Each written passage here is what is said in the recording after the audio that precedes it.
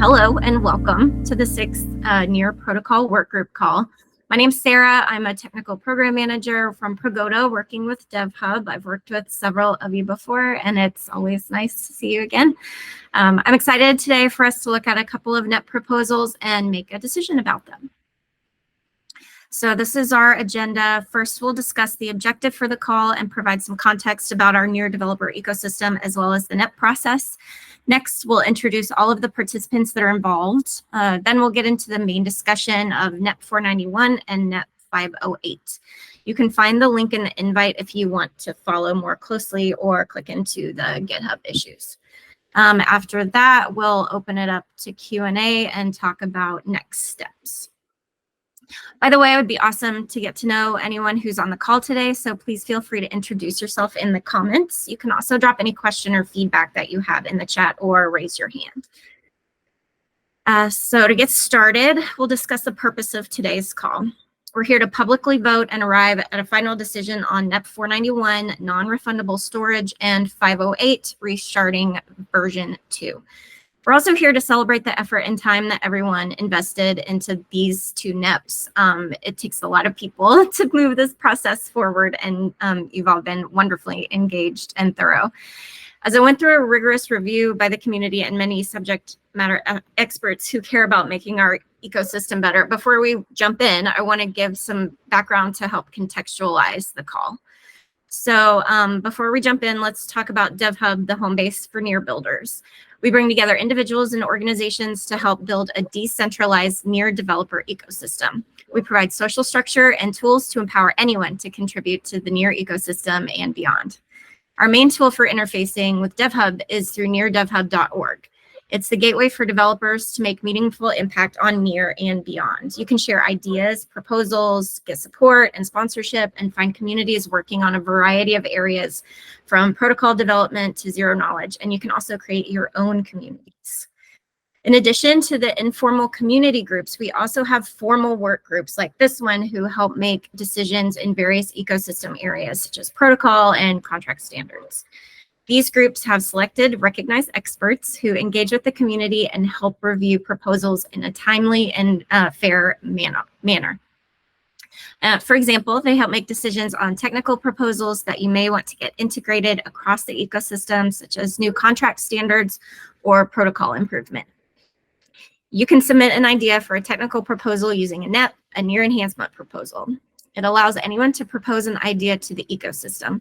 And when a new NEP is submitted, the relevant work group will help review and move it through our formal NEP process. In terms of the participants, there are 4 key roles in the NEP process. Author or champion, who is the person who writes the proposal and presents it to the work group. The moderator, the person who facilitates the process and helps ensure the NEP progresses. The reviewer or SME, who is an assigned subject matter expert who reviews the technical feasibility of the proposal, and an approver, who is a workgroup member and the group who makes the decisions. Just to visualize the process, you can see here there are 3 stages: draft, review, and voting, and 2 possible outcomes, approved or rejected.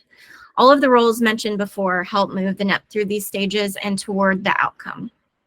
Most of the activity happens asynchronously on the NEP itself within GitHub. But when we do get to the voting stage, the work group has an open public discussion to arrive at the best decision in a transparent way, which is what we're doing here today.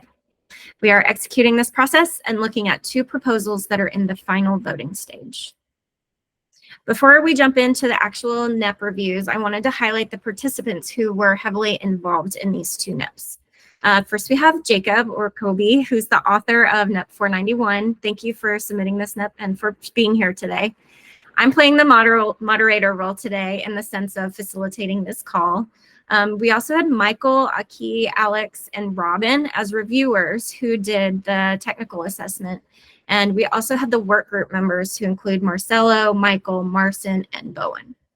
In the interest of time, we'll skip formal introductions. A lot of you probably know each other anyway, but please say hi in the chat or introduce yourself when you first speak. And with that, I'd love to move on to the actual NEP discussion.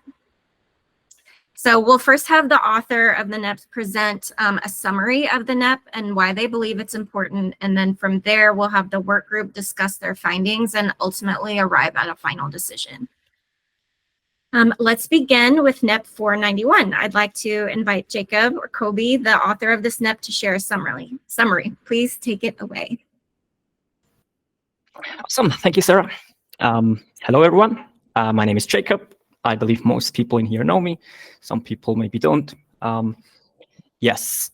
So I've authored this NEP, and I will talk about this for like 5 minutes. There is a long discussion around it. I'm not able to go into technical details. I'm not able to talk about all the alternatives, but here's the summary. So at the core, this NEP is a protocol change, which tries to make it easier for businesses to create an application on top of NEAR.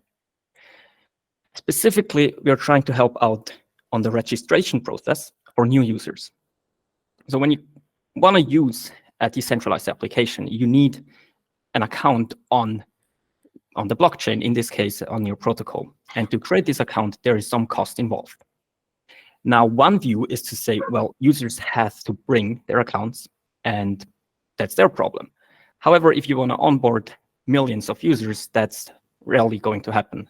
We are currently in this phase where you have to help people as much as possible to get their account on the blockchain in the first place. And we as the community should make it as easy as possible for businesses to create an experience that will convince users to actually create this account without too much hassle and without people being stopped in this onboarding process. And there's one problem in particular that we're trying to address here, which is the refund training attack.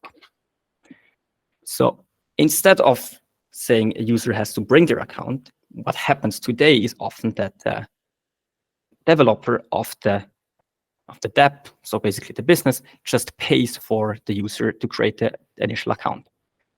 It's not too much money, and you can kind of assume that over time, the revenue produced by that user will overcome the initial cost to acquire the user.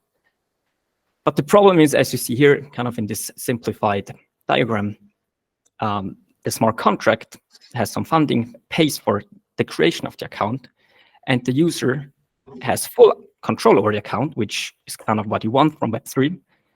You give them full control over the account. That means they can also delete the account, and while deleting, they get some money back because we have refund for the state. We have a refund for the money that you put down to reserve the state within the blockchain. And that's the problem. You can just create accounts by the millions, delete all of them, and then you make a million times a cent, and that's kind of enough money that people will actually want to do it. I mean, it's actually less than a cent, but the scale is still the same problem. So our solution here in this NEP is rather simple. We just cross out this receive refund arrow. We just make that impossible. So we keep all the current situation. Everything stays the same. You can do everything you did, but you can now also create an account. And instead of paying for the account flat, you can only reserve for storage with this new action that we want to add, reserve storage, and then the account can be deleted. That's fine, but there is nothing to be gained. So it's just without that second arrow. And this allows businesses to actually create accounts for users in a very simple way. It's kind of hard to mess this up. Like there's just, because it's basically like you burn the money, like you burn the tokens reserved for storage. You just avoid the attack, and you don't have to do anything complicated to avoid it. You still have to pay for it, but that's kind of what people are willing to do. Of course, people don't really like this because we add a new action, and that has lots of consequences throughout the stack. All the wallets have to support this, all the client implementations, and just in general, there's like lots of tooling involved. So that's kind of the con to it, but the pro is it makes it much easier. And it crucially allows it to implement this registration flow in a trustless environment. So neither side has to trust the other. Today, basically, as a business, I have to trust that my user doesn't make the refund attack. Or you can flip it the other way around, and then the user has to trust the business that they will not delete their account if you, let's say, you don't give them a full access key and they are just not allowed to delete the account. But then the business can delete it, or they can do some other stuff. There's also some solution that avoids this with smart contracts, but that is much easier to mess up. It's a lot more work for businesses, so we can't really expect them to implement that on their own. We should probably help them out with that as well and create some standards. That would then be a contract standard NEP. And yeah, there's just much more risk involved with things being hacked, bugs in smart contract code and whatnot. So to wrap this up, in my own opinion, as a former protocol developer, I don't really like the change. It's a weird action to add. But on the other hand, from a developer experience, which I think is the defining feature or one of the defining features of Near Protocol, I think we have to do something like this. And because in all of the discussion, we didn't come up with a simple solution that provides the same developer experience, I still believe we have to go through with this, and it will help the community and the overall growth of Near Protocol. That's it from my side. Great. Thank you so much for that awesome summary, and for submitting the proposal and for your ongoing work throughout all of this process. The community has reviewed and discussed this NEP on GitHub asynchronously along with the SMEs and the work group members. So next I'd like to invite Michael to summarize some of the benefits and concerns that we saw in the comments. So go ahead, Michael. Thanks, Sarah, and thanks, Jacob, for the great summary there. So on the concern side, it's basically what Jacob said, right? Right at the very end. The solution proposed here is, from a protocol perspective, a little ugly, you might say. Like it's this very specific action that is solving this very specific problem. And ideally, in the future, we actually won't need this because we'll come up with better solutions. So one thing that we've talked about is, you can imagine that sort of the core problem here is users having to pay for accounts at all. We already have zero balance accounts for up to a certain amount of storage. And if you could make those zero balance accounts hold smart contract code, then you would also solve this problem in another way. So we've talked before, there's sort of a now mostly defunct NEP about this idea of code sharing, where you sort of deploy it once and then share it among all sorts of different accounts by referencing it, say, for example, by the hash. And this would be another way of solving this problem, and a solution that has more benefits beyond just this problem, right? Code sharing is just generally useful besides this application to zero balance accounts. But the issue there is that that is a pretty large, pretty complicated protocol change, and doing it in a timely fashion is, at this moment, probably not feasible. So again, like Jacob said, a benefit of this approach is that it's simple. It's something that we can implement more or less today and can release relatively quickly. So we can unblock these businesses that are trying to build on Near. And again, as Jacob said, we do think that it is important to give businesses a good experience when they want to develop on Near. So resolving this in a timely manner is important. And then on the contract side, again, just as Jacob said, you can do this, right? You can do this with the so-called proxy contracts approach, where you basically give a function call access key, but you define functions in the smart contract that are able to do the actions that normally only a full access key can do. And you sort of prevent deleting while giving the user full control over the account in this way.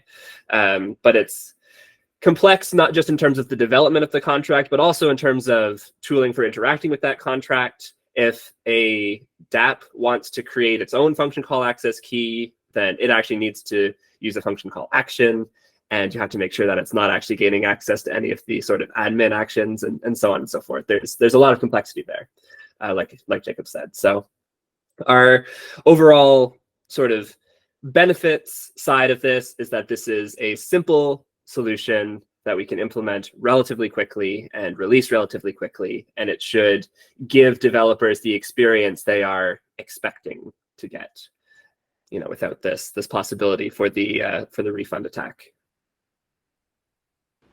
Excellent. Thank you so much. Okay, now that we've heard about the benefits and the concerns, we'd like to give an opportunity for each working group member to share their opinion and how they're leaning, which brings us to the voting stage. Based on the NEP process, we need a 2/3 majority to move forward with this NEP, and we've already had each worker member provide their voting indication on the NEP itself in the GitHub discussion thread, which you can refer to if you like, but here's the summary. So we had 2 working group members who initially indicated a vote to approve, and then we had 2 working group members who initially voted to reject. However, Bowen acted as a tiebreaker after further discussion and recommended approving. Is there any further discussion we'd like to have at this point? Yes, Marcin? Yeah, as the person voting against that, 3 very quick comments. Yes, I understand the need for speed, and I'm really happy that we're making sure the developer life is better. At the same time, I'm a little bit disappointed because yes, the code sharing is an absolutely crucial feature. I think that Michael said that once available, this will make developer lives a lot easier. What we're talking here about is developers having to pay, let's say, $1 to deploy a contract, and we're protecting from users stealing this $1, but it still costs developers $1. Right? With code sharing or global code storage, they don't have to pay $1; they have to pay 5 cents. So this is a little bit of a disappointment that I think we are putting our efforts in a little bit wronger. Like we're fixing the short-term things rather than investing this time in the long run. But it's like a meta comment. 2 concrete problems I have here is first, the reserve storage name is very misleading because it seems that you reserve and you can get it back, but you cannot. I know there's this whole discussion about how it should be called. I personally think that we should add a word burn in there because these people in crypto understand that burning means it's gone. Reserving has this feeling that you will be able to get this back. And the thing I'm worried about here is this opens up a very interesting grievance attack where, let's say, I can target Marcel and be like, hey, Marcelo, sign this contract, sign this transaction, please. It doesn't do anything bad. Look, it just creates an account for you and reserves some storage, like 1,000 year worth of storage. And Marcel will not know that by doing it, the 1,000 years is basically gone. Right? And this is important because this is a new action type. This means all wallets have to be aware of that and have to show it very clearly to users as a warning. Right? So we should really make sure that both people who are implementing wallets and the names are clearly warning people that this money will be gone from this perspective.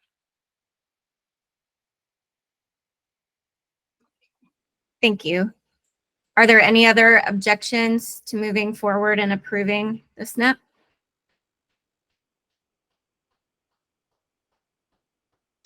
Yeah, just one extra comment, something that was discussed, but I think it's not in the concerns, was that we are locking some storage that we won't be able to remove ever from the state. That is some concern to think about. We came to the conclusion that this is no concern to some extent because that's happened today, even with the state that gets locked and people can refund back. It's not happening because the amount they will get back is so small. So that's like we concluded this is not really important, but it's something to take into account. Let's introduce it here.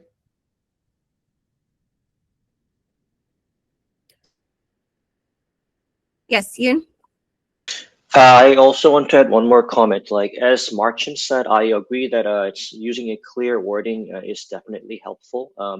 Having said that, I know that we also discussed an option of like refunding money back to the smart contract owners. So if we use the word burning, then maybe we're literally effectively removing that option from the table unless we come up with some other way. So I just want to throw that out if that's a way I should think about it. Well, the way it works right now is definitely burning. Maybe if we do that in the future, it will be another protocol change probably.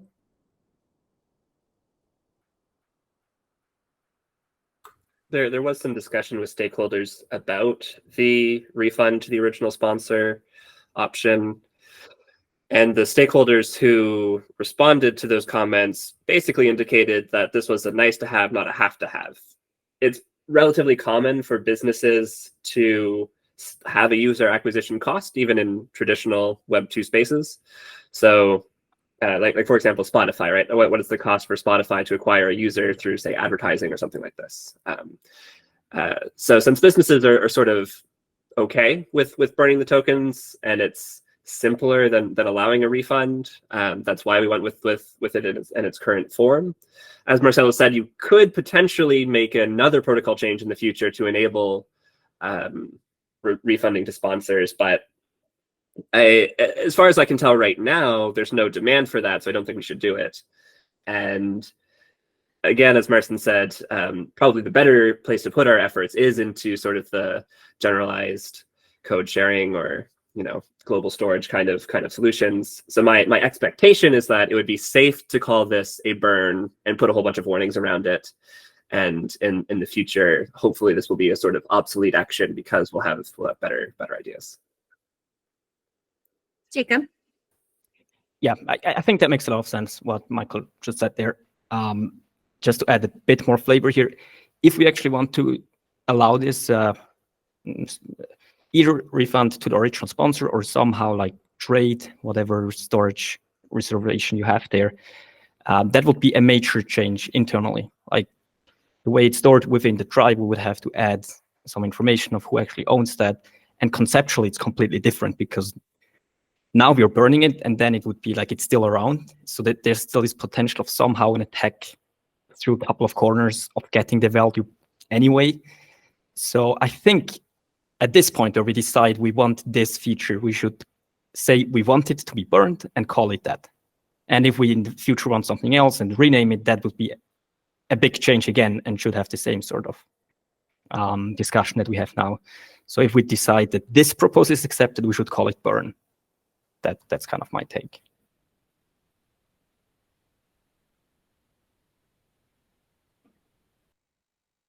Any other comments?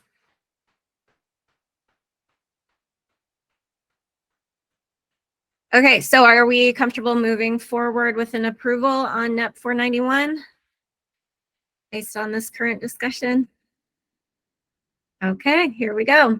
All right, so let's talk about some of the next steps to move this NEP forward. Who will be implementing? What is the current implementation status? And some of the next steps.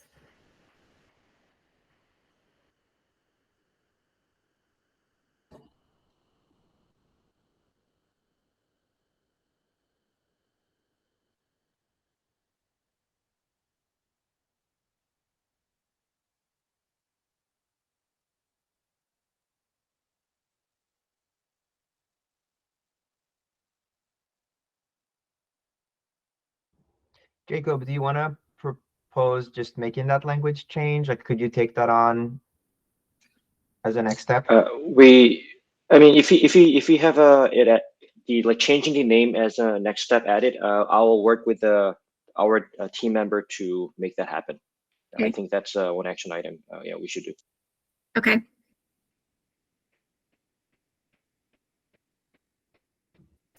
Yeah, I should say I authored that NEP originally, but lately Jure has been working on it. So that's someone from the current protocol team, and Ewan is the engineering manager of that team.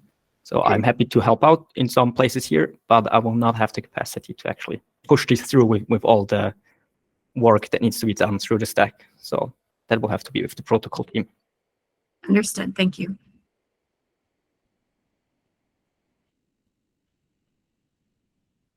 Anything else, or are we ready to move on to the next one?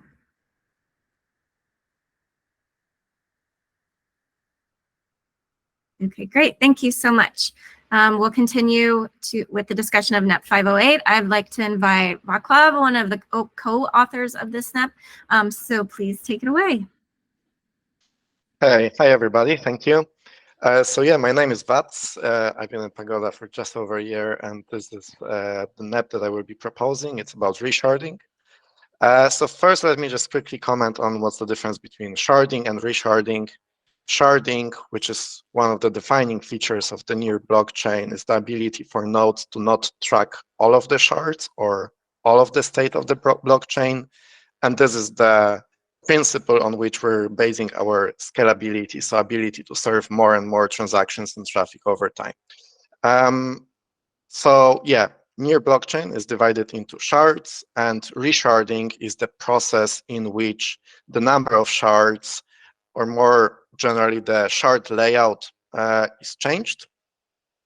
In the past, we've had one resharding that's already happened, where we went from one shard to four shards that we have today.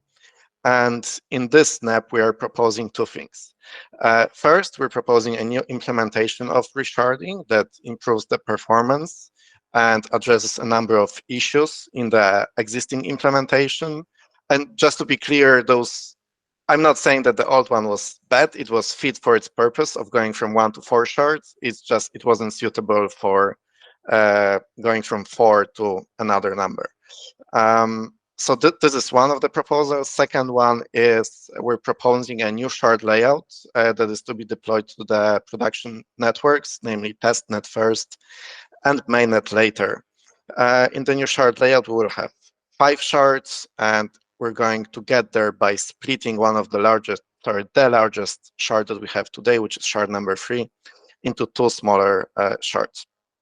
And yeah, talking just about resharding, we need resharding in order to keep the size of the shards small enough so that in the future, when we have sharding fully implemented, we can have nodes with some set minimal hardware requirements to be able to track a predefined number of shards, and we don't want to for those shards to get out of balance.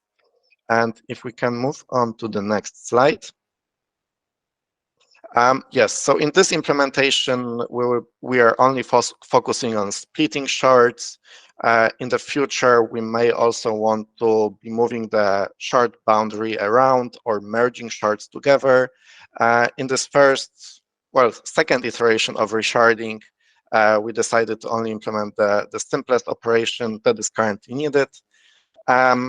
The new implementation is faster, it is robust and should be flexible enough to support future reshardings.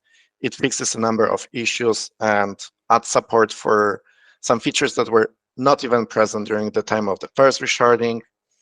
And we also made sure that it's future compatible. There is a number of other large projects that are upcoming in the near protocol, such as stateless validation, state sync, or in-memory try.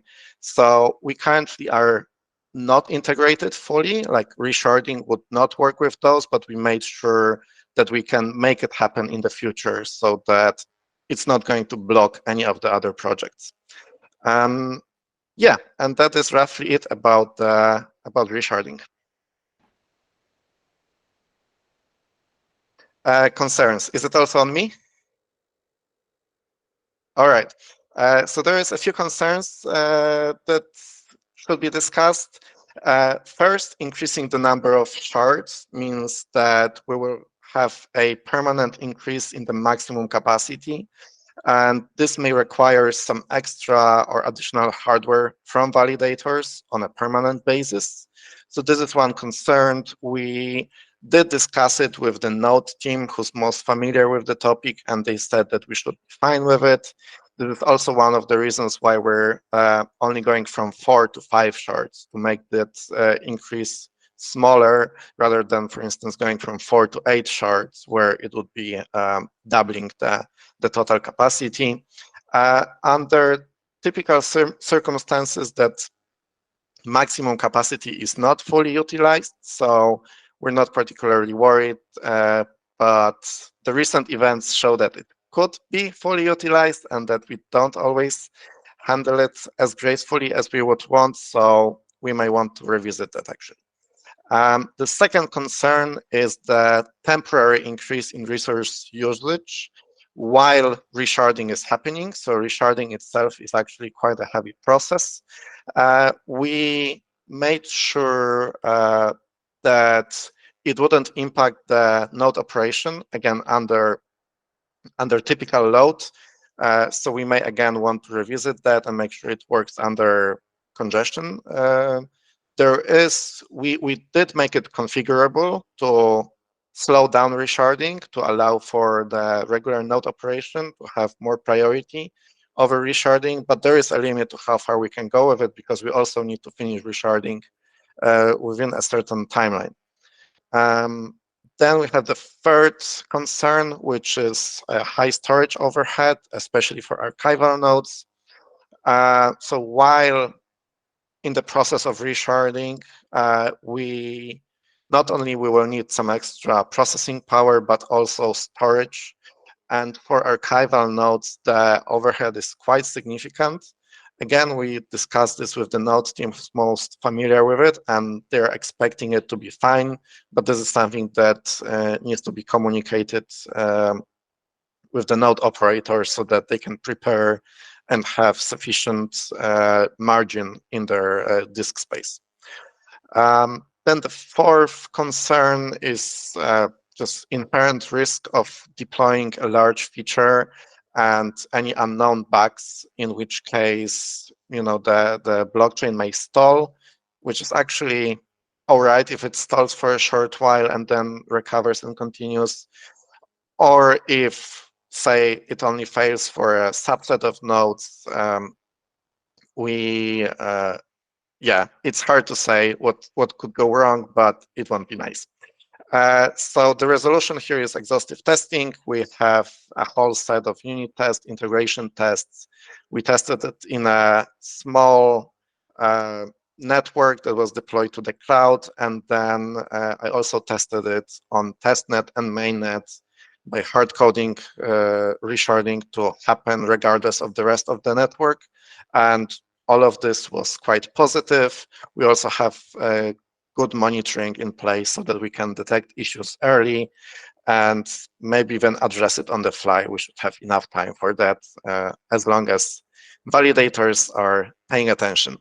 And then the fifth concern is that the current shard layout has been around for quite a long while, and there may be a number of tools, infrastructure, or any other programs that have the current shard layout hard-coded.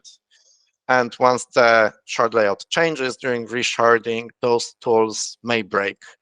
And we're trying to address that by announcing this change in advance across all possible channels, giving the developers enough time to prepare for the change.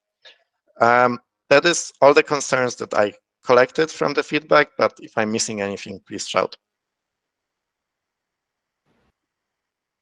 Yes, anyone else have any concerns they'd like to? Go ahead, Marcin. So for starters, finally, super excited to see the number of shards increasing. We should be doing it every week, hopefully. But having said that, as you mentioned, Václav, this is the first time it's happening, I think, since 2 years. So the two main problems I see there is, let's make sure that especially indexers are aware of this, because this is the thing that has highest odds of breaking and the highest odds of doing things like just tracking one shard.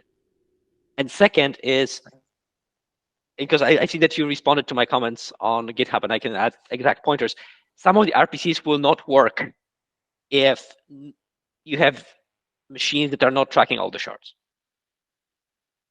So if you live with the assumption that everybody's tracking everything, then yes, things will work. But if you have anybody who is not tracking all the shards, at least for one epoch, they will be in a bad state, potentially. All right.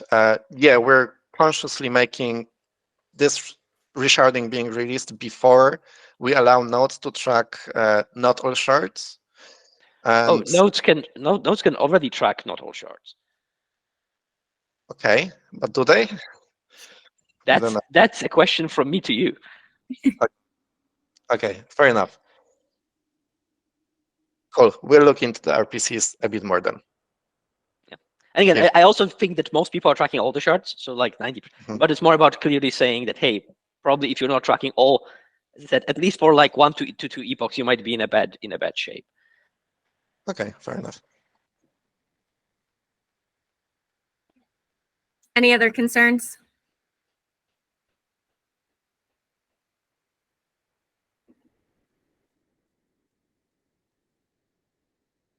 Okay, great. Thank you. Based on the NEP process, we need a 2/3 majority of the working group to move forward with this NEP.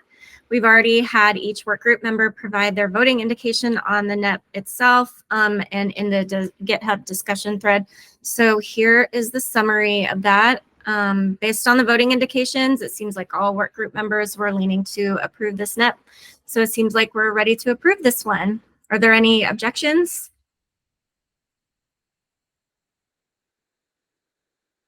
Excellent, thank you. All right, so next let's identify some of the next steps to move this NEP forward, such as who's going to be the implementer, what's the implementation status, and what are some next steps? Sure, I can help with that. There is 2 implementers, primary implementers, that is myself and Shreyan from the protocol core team. The implementation status is that it's finished, and the next steps is to get resharding included in the next release. That is the 137 release.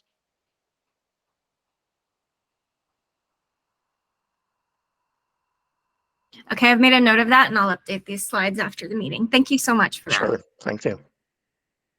Okay. Any questions remaining after the discussion for either NEP 491 or 508?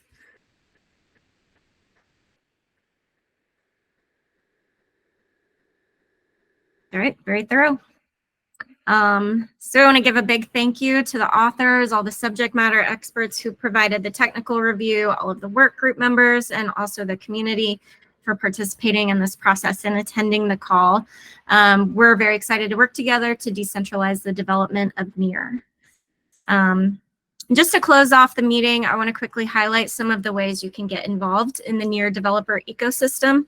If you have a specific idea in mind, you can submit it using DevHub, or you can find other communities that are already existing to collaborate with.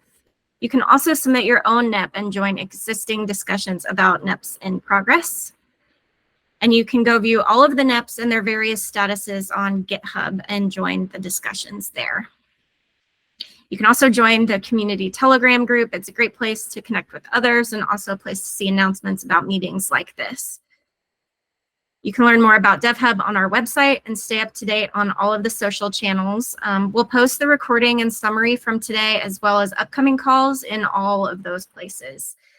Thank you so much, everyone, and take care. Enjoy the rest of your day.